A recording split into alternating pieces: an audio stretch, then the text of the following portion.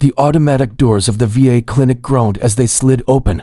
Fluorescent lights buzzed overhead, casting a pale glow on the dull linoleum floors. Elena Ruiz stepped inside, her boots scuffing quietly, her limp more noticeable now than ever. She clutched a worn-out duffel bag slung over one shoulder and moved with a slow but deliberate grace, one that spoke of both pain and discipline. The waiting room was crowded, full of tired faces and restless bodies. A television mounted on the wall played the news on mute, and a handful of younger veterans scrolled on their phones, heads buried in glowing screens.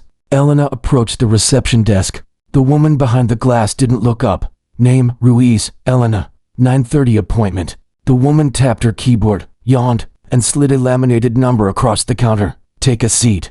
We're running behind. Elena nodded silently and turned, carefully settling into a seat in the far corner.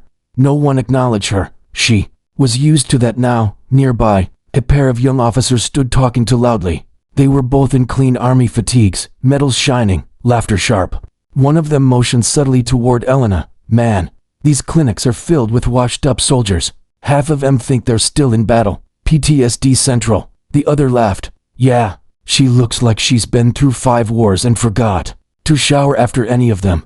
Elena didn't flinch. She'd heard worse. She stared straight ahead, jaw set, fingers quietly gripping the strap of her duffel. Inside the bag, nestled among a few clothes, a journal, and a prescription bottle, was an old army field cap. Its inner seam had been hand-stitched, the fabric slightly raised. Hidden inside, sewn with precise thread, was a symbol, the Phoenix Unit insignia, barely visible now after years of wear. It wasn't flashy.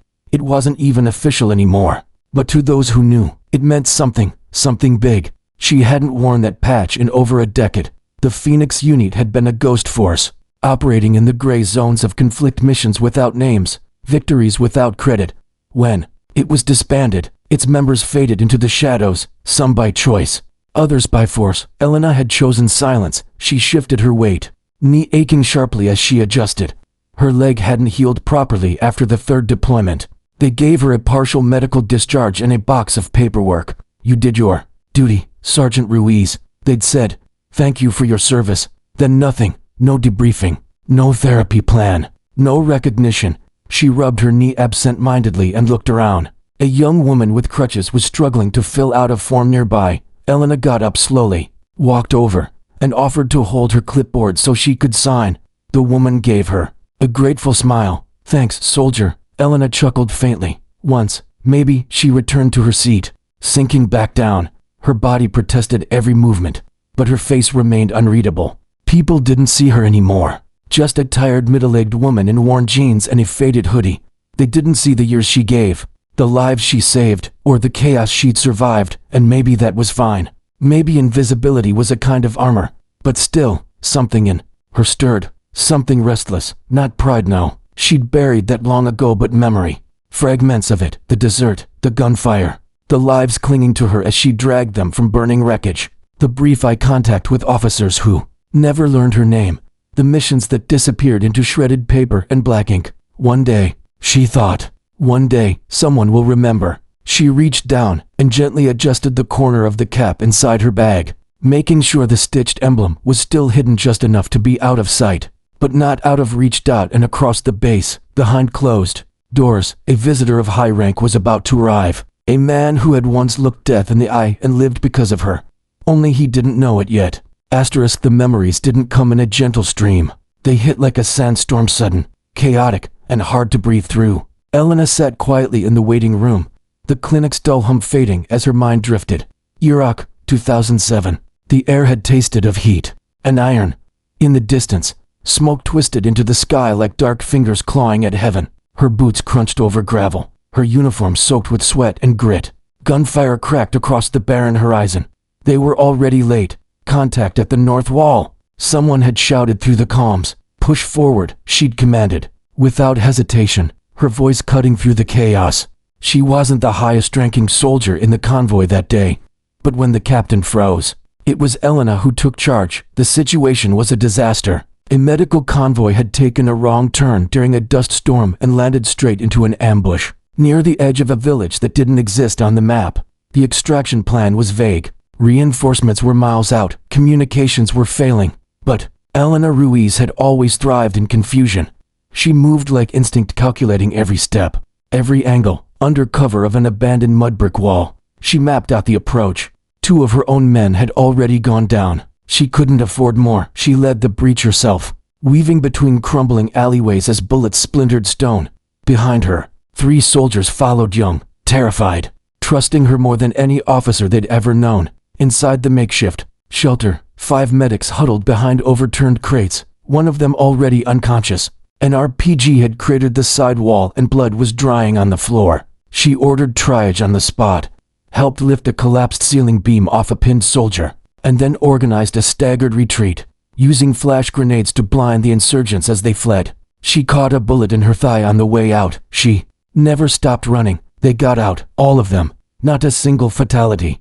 But when the reports were written, her name didn't appear. The captain reclaimed command once they reached safety. He filed the report himself. Her leadership, her decisions vanished beneath rank and red tape. She didn't complain, didn't demand credit. She'd never been that kind of soldier. Job's done. That's all that matters, she'd said then, just before they patched up her leg and shipped her back out 3 weeks later. But years had passed since that day, and now, in this sterile room full of strangers and silence, that memory rang, louder than anything else across from her. A teenager in a National Guard hoodie tapped loudly on his phone.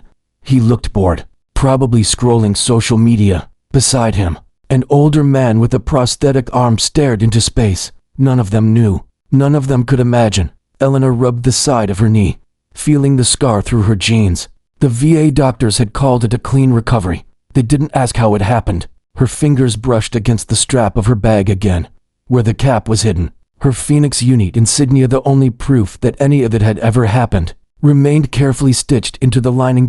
It had been her choice to keep it hidden. That emblem meant more than awards ever could. It was for the few who had truly been there, who had known what it meant to operate in places that didn't exist and survive stories that couldn't be told.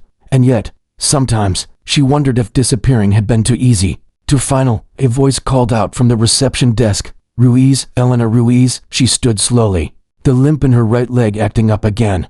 As she made her way toward the exam room, she didn't notice the tall man walking past the entrance behind her, a uniformed figure with stars on his shoulder and age behind his eyes. He paused briefly at the door, looking through the glass just as Elena disappeared around the corner. Something about her posture, her movement stirred a flicker of recognition deep in his memory. But the moment passed, for now. It had been one of those days where the air felt heavier than usual. Elena had finished her appointment, more x-rays, more questions, more pills, and now stood outside the VA clinic, sipping from a plastic water bottle under the shade of a dying oak tree. Her leg throbbed with every heartbeat, but she didn't show it. The pain was background noise now. The army base across town still ran its midday rituals. Choppers buzzed overhead. Marching orders rang out near the training fields. New recruits flooded the nearby cafe on break, and she drifted there out of habit. Needing a hot drink and a quiet corner, she stepped inside the small shop, removed her hat, and waited in line behind a pair of fresh-faced lieutenants cracking jokes and tossing sugar packets at each other. She gave them a wide berth, quietly ordering her black coffee and moving to the side counter to stir in creamer. That's when it happened. One of the lieutenants, not paying attention, turned too quickly and bumped into her elbow. The coffee cup tipped and spilled down the front of her faded windbreaker. Oh, he paused mid-laugh, looking her up and down. Sorry about that, ma'am. The word stung more than it should have. He didn't wait for a reply. His friend snickered, and they both returned to their table, already forgetting her. Elena, jaw tight, took a deep breath and headed into the bathroom. In the mirror's cracked reflection, she saw what others saw: a woman with weathered eyes, short-cropped hair streaked with gray, clothes worn down by time and travel. She peeled off her wet jacket slowly, wincing as her shoulder twinged. Underneath, her t-shirt clung to her, but she didn't care about that. She pulled her bag onto the sink, unzipped it, and reached in for the backup, a dark green army field cap, its brim slightly frayed, its fabric stiff. She didn't wear it anymore, not out loud, anyway. Turning it inside out with careful fingers, she examined the stitched seam. A small tear in the lining had given her the idea years ago. She'd sewn the emblem herself, a faded black phoenix spreading its wings across a patch of crimson. The image was nearly worn through, barely more than a shadow of thread now, but she could still feel it under her thumb. To most, it would mean nothing, just a custom patch. But to the few who had worn that insignia, it told a story louder than any medal. The Phoenix unit had been created in secrecy and buried in silence. Their work was unspeakable, their missions unacknowledged. Elena had joined it after her third deployment, handpicked for her nerves, instincts, and ability to follow orders no one else would. Her team operated in places where rules blurred, where lines between enemy and ally bled into the sand. The Phoenix symbol represented resurrection soldiers pulled from near death to rise again and complete what others couldn't. The unit had no base, no formal chain of command. When it was disbanded after a diplomatic scandal no one would ever confirm, every member was told to disappear. Some retired, some vanished. Elena had quietly returned to civilian life, not because she was finished, but because they told her she had to be. Now, all that remained was this cap, and the secret stitched into it. She folded it again, carefully, placing it back in her bag. Her hands trembled slightly, not from fear, but from restraint. The young men outside would never know what it meant to carry history no one would believe. She stared at herself once more in the mirror, eyes hardening, shoulders squaring. Let them underestimate her, let them forget. But one day, maybe soon, someone would see that emblem, someone who knew, and when they did, the Phoenix would rise again. The SUV eased through the military checkpoint, flags flapping overhead as General Marcus Darrell adjusted his uniform in silence.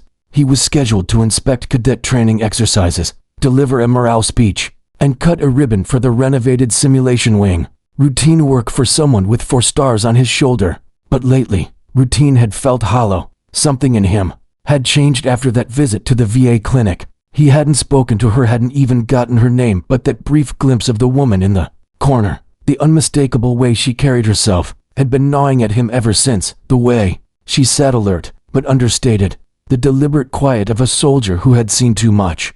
And that limp, not the kind born of old age or laziness, but the aftermath of combat, controlled, endured, familiar. She reminded him of someone he just couldn't place who.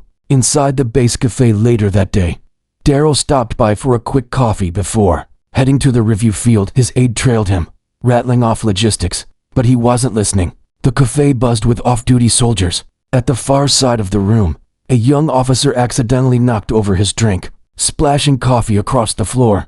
Laughter followed, but Darrell's eyes didn't go to them. They went to the woman walking past them, jacket stained, face unreadable, shoulders squared. The same woman from the clinic. She didn't look their way, didn't raise her voice. She simply picked up a napkin, wiped her sleeve, and moved on without complaint.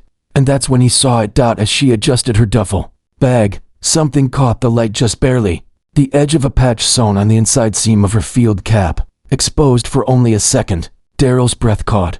The Phoenix, a bird in mid-rise, wings curled inward, stitched in a style he hadn't seen in 15 years. He turned abruptly, his coffee forgotten. "Who is that woman?" he asked his aide, eyes narrowing as she disappeared through the side hallway. The aide glanced up, puzzled. The one who just left. No clue. Probably just one of the regular vets who dropped by. She looked, "I don't know, retired? Definitely not on active duty." Darrell stared at the door she'd exited through. "No, she's not just some vet." He knew that emblem, knew it too well. There was a time, deep in the blacked-out pages of his service record, when that patch had been more terrifying than reassuring. He'd only seen it on 5 people in his life, 5 soldiers who had appeared when everything had gone to hell, done the impossible, and vanished without trace or credit. They were called in when diplomacy failed and survival odds were near zero. The Phoenix unit. Officially, it had never existed. Unofficially, it had saved his life in a place he never spoke about. He still remembered the moment, smoke in the sky, bodies burning, chaos all around, and the gloved hand that had yanked him from the overturned convoy vehicle. The hand had belonged to a woman, strong, silent, swift. Could it be her? He hadn't seen her face clearly that day, just a glimpse beneath the helmet. But something about this woman's presence had stirred the dust in his mind. "She still limps on the right," he muttered. "Sir." His aide blinked. "Get me her name." Quietly. "No press, no fuss. Just find out who she is." The aide hesitated. "Is this about a medal or recognition event?" Darrell turned slowly, his voice low. "No, it's about unfinished business, and someone we never should have forgotten." He stepped outside, sunlight pouring across the base grounds, and looked toward the road the woman had taken. A part of his past had just walked by, and he was not going to let it slip away again. Not this time. The door to the records division slammed shut behind General Marcus Darrell, his expression unreadable. He hadn't planned to dig into the past today. His visit to the base was supposed to be ceremonial, inspect the cadets, shake hands, and deliver a motivational speech. But that woman he saw at the VA, something about her haunted him. Her eyes, her posture, the slight limp. It triggered something deep in his memory, something tied to the worst and best moment of his career. Get me every classified report tied to Operation Iron Gate, he barked at the records officer, and any connected assets using the call sign Raven. The young specialist blinked. Sir, most of that's buried under level 5 clearance. I'd have to, then escalated. I'll sign the clearance myself, he snapped. Now, within hours, folders both digital and physical were placed on a metal table in a private room. Darrell dismissed everyone. He wanted no audience. He sat down, his hand trembling slightly as he opened the first file. There it was, Operation Iron Gate, Baghdad Sector, a 2007 mission classified as recovery and extraction. The official summary listed him then Colonel Darrell as the rescued party. Their convoy had been hit by an IED and surrounded. Radio contact was lost. The report stated he was pulled out under enemy fire by an unidentified non-commissioned officer. That detail had always troubled him. 4 years. He remembered the face of the soldier who carried him through gunfire with a bullet in her leg, and fire licking at their heels. But he had never known her name. Her identity had been redacted. Until now. He opened the mission's photographic log, black and white images, blurry from distance and dust storms. In one, a figure knelt beside a burning vehicle, dragging a wounded man across debris. The outline was unmistakably female. Zooming in, he saw something on her shoulder barely visible. But there, the Phoenix unit emblem. He leaned back slowly. So you were real, he whispered. Darrell dug deeper. Other reports began connecting the dots. Operation Falcon Dust, Operation Broken Crown, Mission Dry Veil. In each, a shadow operator referred to as Raven led successful extractions or completed high-risk objectives where others had failed. None of them credited a real name, just Raven. He opened another folder, and finally there it was. Skt, Elena Ruiz, age, 43, service record, active duty. Then special assignment, classified, discharge status, medical, last known address, San Antonio, TX. He stared at her old ID photo, younger, sharper features, the same fire in her eyes. No doubt remained.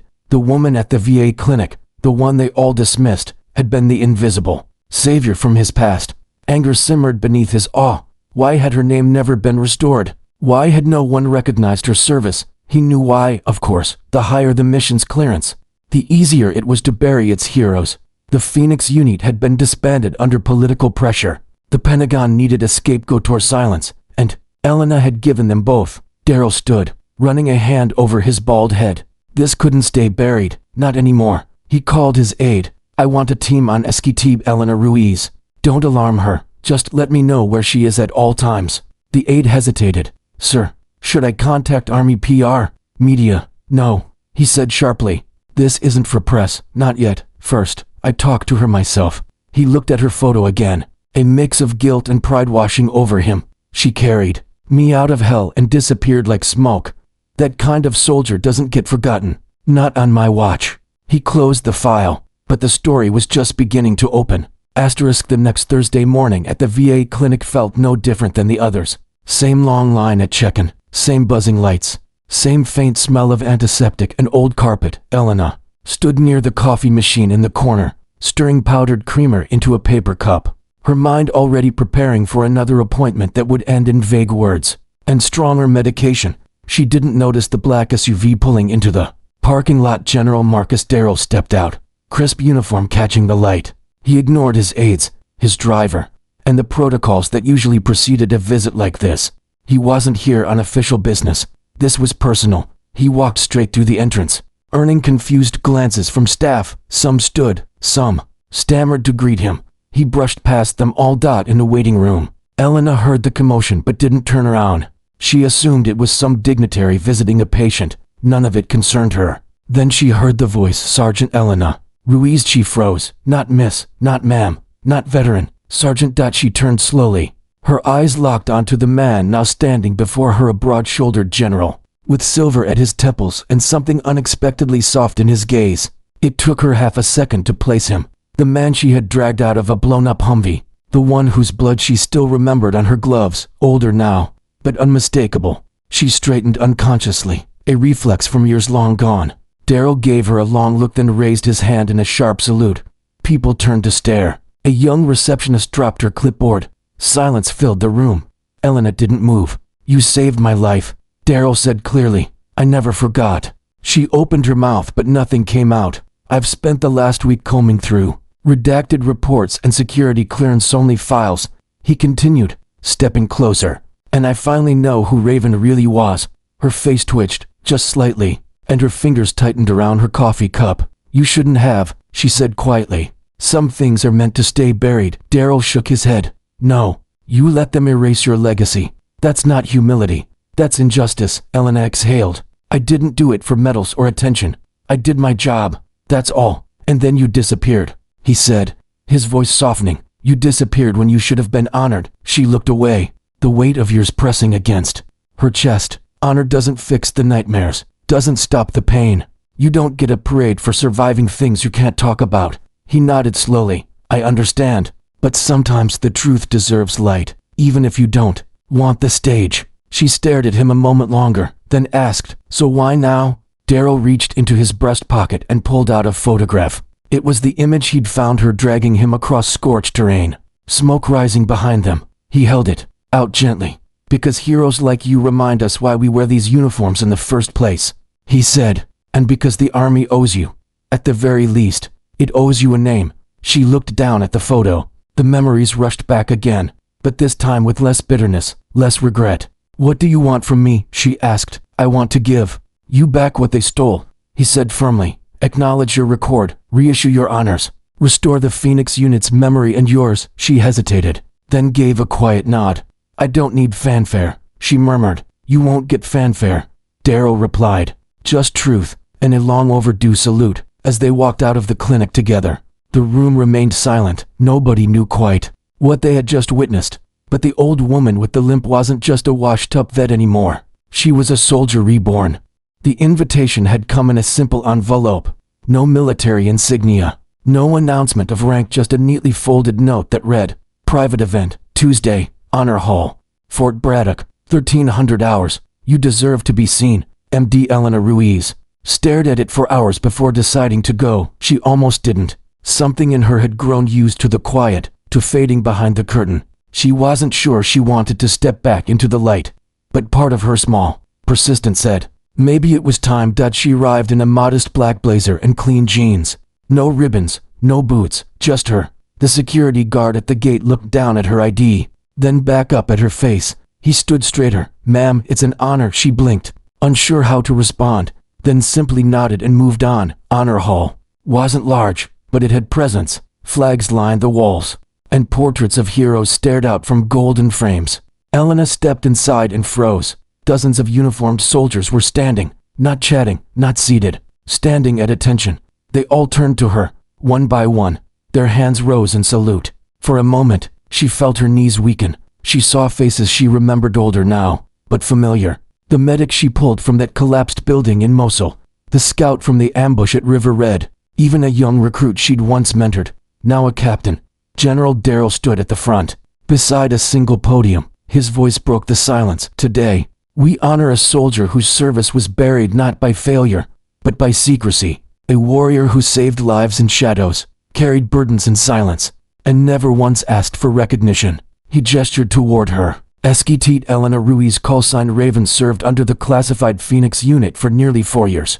Her missions were unsung, her name erased. But we remember, and today, we restore what was lost. An aide stepped forward, holding a velvet box. Daryl opened it, and withdrew a medal unlike any in circulation, designed specifically for Phoenix unit operatives. A phoenix rising from fire, framed in obsidian. "Elena, on behalf of the United States Army, I present to you the Phoenix Honor Emblem, with distinction for valor and endurance."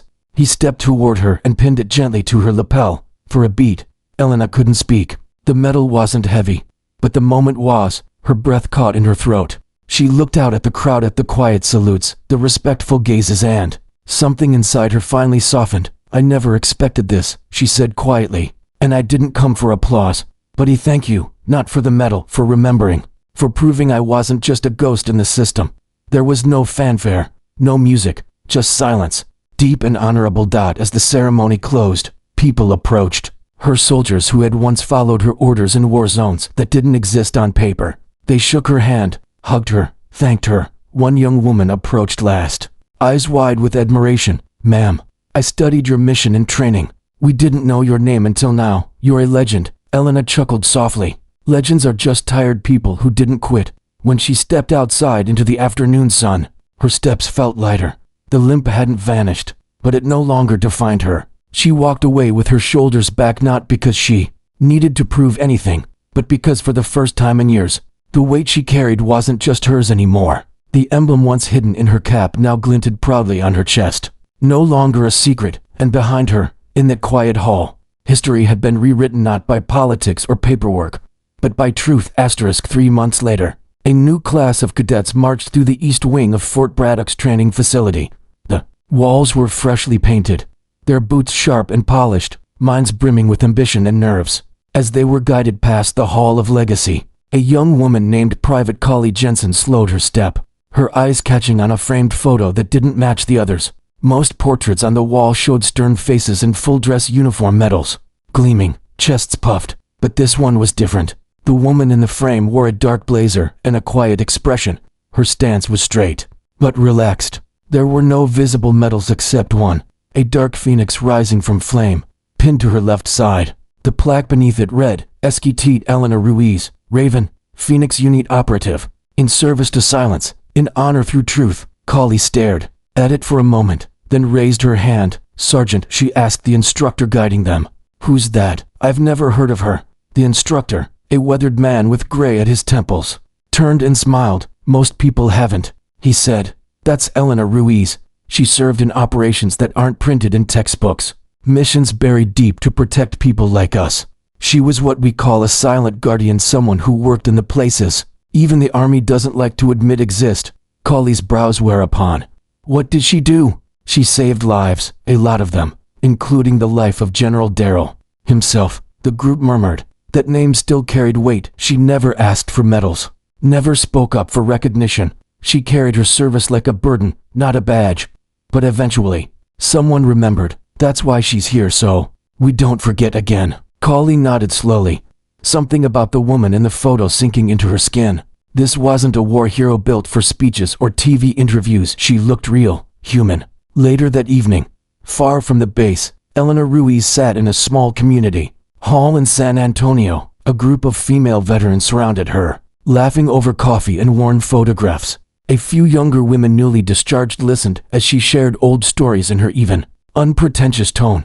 She wasn't trying to impress. She was teaching without sounding like a teacher, offering survival tips wrapped in dry humor and blunt truth. "Pain doesn't scare me anymore," she said at one point. "What scares me is forgetting why we endured it." One of the younger women raised her hand timidly. "Did it ever get easier after all of it?" Elena looked at her for a long moment, then smiled faintly. "No," she said, "but it gets clearer. You learn to make peace with ghosts. You learn that your scars mean you made it when others didn't. That's enough." After the meeting, she stepped outside into the cooling Texas night. The stars above seemed unusually bright, and for once she let herself look up without guilt. A soft breeze moved through her hair as she opened her bag to tuck in a notebook. Her fingers brushed the edge of the old field cap again. She still carried it, not out of sentimentality, but as a reminder. The hidden emblem was still sewn inside. She hadn't removed it. Even now, some things were meant to stay close to the heart. Her phone buzzed. A text from Darrell. "New cadet class just passed your portrait. One stop to ask about you. Legacy lives on." Elena smiled and typed back, "Good. Quiet soldiers need loud echoes." She zipped her bag, adjusted her coat, and walked down the empty sidewalk, disappearing into the calm. Not forgotten, not erased, but remembered exactly as she deserved.